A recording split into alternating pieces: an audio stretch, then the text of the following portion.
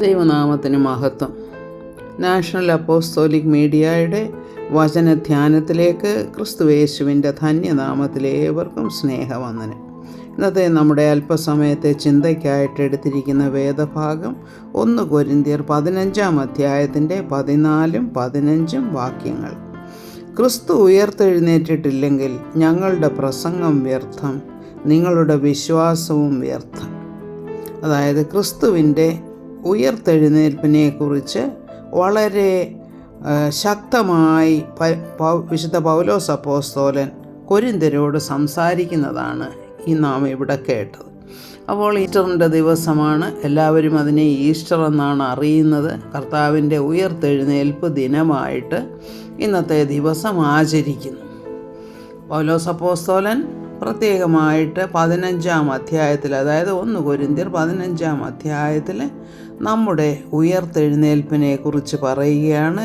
അതായത് ക്രിസ്ത്യാനിറ്റിയുടെ അല്ലെങ്കിൽ ക്രിസ്തുവിനെ പിന്തുടരുന്നവർക്ക് ജീവനും സമൃദ്ധിയായ ജീവനും തരാനാണല്ലോ കർത്താവ് വന്നത്. അപ്പോൾ കർത്താവിൻ്റെ ക്രൂശിൽ നാം വിശ്വസിക്കുമ്പോൾ നാം ഈ ലോകത്തിലെ ജീവൻ കഴിഞ്ഞാൽ നിത്യജീവനിലേക്ക്, അതായത് സമൃദ്ധിയായ ജീവനിലേക്ക് കടക്കുകയാണ്. സമൃദ്ധി എന്ന് പറയുമ്പോൾ ഒരിക്കലും നിന്നു പോകാത്ത ജീവനാണ് സമൃദ്ധിയായ ജീവൻ. അതെങ്ങനെയാണ് നാം അറിയുന്നത്? കർത്താവ് മരിച്ചു ഈ ഭൂമിയിൽ ജീവിച്ചതിന് ശേഷം പിന്നീട് ഉയർത്തെഴുന്നേറ്റ് ഇന്നും ജീവിക്കുകയാണ്. അപ്പോൾ ഈ ഒരു പ്രിൻസിപ്പിളാണ് ക്രിസ്തീയതയുടെ പ്രധാന ഭാഗം, അല്ലെങ്കിൽ കാതലായ വിശ്വാസ സത്യം എന്നുള്ളത്. അപ്പോൾ അതുകൊണ്ടാണ് പൗലോസ് അപ്പോസ്തലൻ ഇത്ര ദൃഢസ്വരത്തിൽ പറയുന്നത്. അപ്പോൾ നാം ഇങ്ങനെ വിശ്വസിച്ചില്ലെങ്കിൽ നമ്മുടെ പ്രസംഗം വ്യർത്ഥമാണ്. അതായത് ക്രിസ്തു ഉയർത്തെഴുന്നേറ്റിട്ടില്ലെങ്കിൽ നമ്മൾ ചുമ്മാതെ പറയുക അത് നമുക്ക് നിത്യജീവനുണ്ടെന്നും അങ്ങനെയൊക്കെയുള്ള കാര്യങ്ങൾ. അങ്ങനെയുള്ള നമ്മുടെ വിശ്വാസവും വ്യർത്ഥമാണ് മരിച്ചവർ ഉയർത്തെഴുന്നേൽക്കുന്നില്ലെങ്കിൽ. അപ്പോൾ നാം എന്താണ്? മരിച്ചവർ തീർച്ചയായിട്ടും ഉയർത്തെഴുന്നേൽക്കും. അവർക്ക് നിത്യജീവനുണ്ട്. എങ്ങനെയുള്ളവർക്കാണ് നിത്യജീവൻ? ക്രിസ്തുവിൻ്റെ ക്രൂശിൽ വിശ്വസിച്ച് ഈ ലോകത്ത് ജീവിച്ച് മരിക്കുന്ന വ്യക്തികൾ. ശരീരത്തിൻ്റെ മരണം ഇവിടെ ഉണ്ടാകുന്നെങ്കിലും ആത്മാവ് നിത്യജീവൻ, അതായത് നിത്യതയിൽ കർത്താവിനോടൊപ്പമായിരിക്കും. അപ്പോൾ കർത്താവിനോട് പരീശന്മാരും പ്രമാണികളും ശാസ്ത്രിമാരും ഒക്കെ ഒരു ചോദ്യം ചോദിക്കുന്നുണ്ട്. വിശുദ്ധ മത്തായിയുടെ സുവിശേഷം 12-ാം അധ്യായത്തിൽ 39-40 വാക്യങ്ങൾ ഇങ്ങനെയാണ് വായിക്കുന്നത്. കർത്താവ് അവരോട് ഇങ്ങനെ ഉത്തരം പറയുകയാണ്. അവരിങ്ങനെ ചോദിക്കുക ഓരോ കാര്യങ്ങൾ. കർത്താവെ, ഞങ്ങൾക്കൊരടയാളം തരണം. എന്തിനാ അടയാളം വേണ്ടത്? കർത്താവ് ക്രിസ്തു ആണോ എന്നുള്ളത് വിശ്വസിക്കാനായിട്ടുള്ളൊരു അടയാളമാണ്.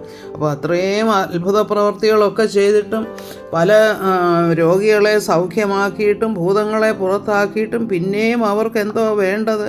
അവർക്ക് വീണ്ടും അടയാളം വേണം. ഇത് ക്രിസ്തു തന്നെയാണ്, ദൈവമാണെന്നുള്ളതിന്. അപ്പോൾ കർത്താവ് എന്താ പറയുന്നത്?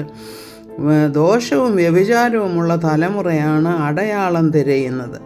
കർത്താവ് ഏത് അടയാളമാണ് കൊടുക്കുന്നത്? യോന പ്രവാചകൻ്റെ അടയാളമല്ലാതെ അതിന് അടയാളം ലഭിക്കയില്ല.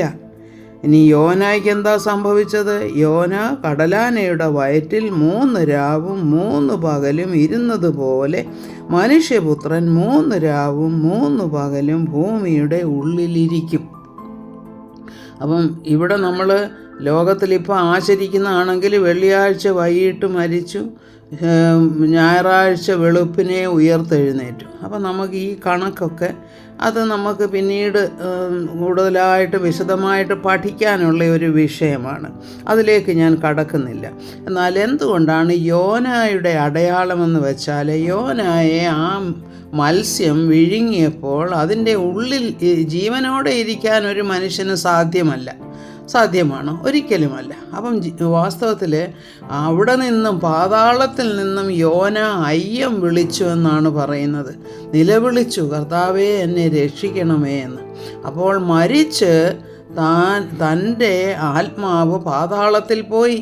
പാതാളത്തിൽ പോയി അവിടെ നിന്നാണ് നിലവിളിച്ചതെന്നാണ് നാം കണക്കാക്കേണ്ടത്. അപ്പോൾ അവിടെ നിന്ന് നിലവിളിച്ചപ്പോൾ ദൈവത്തിന് കരുണ തോന്നിയിട്ട് വീണ്ടും യോനാ പ്രവാചകനെ ആ കടലാന പുറത്തേക്ക് കരയിലേക്ക് ഛർദ്ദിക്കുകയാണ്.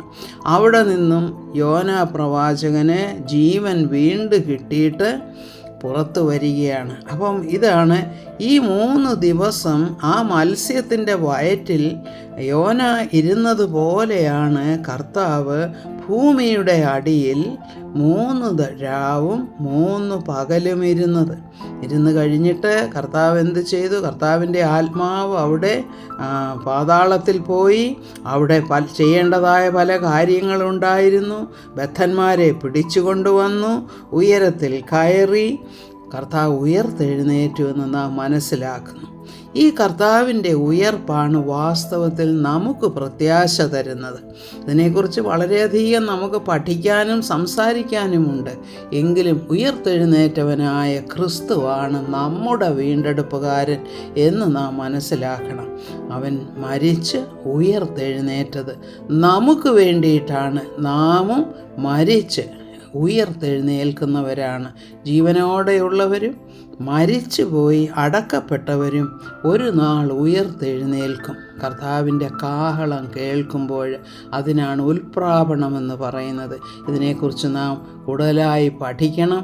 അങ്ങനെ ഉൽപ്രാപണത്തിൽ കർത്താവിനോട് കൂടെ എടുക്കപ്പെടുവാൻ, ഉയർത്തെഴുന്നേൽക്കുവാനായിട്ട് കർത്താവ് നമ്മെ സഹായിക്കട്ടെ എന്ന് പ്രാർത്ഥിക്കുന്നു. സകല മഹത്വവും കർത്താവിന്. ആമേൻ. Praise the Lord.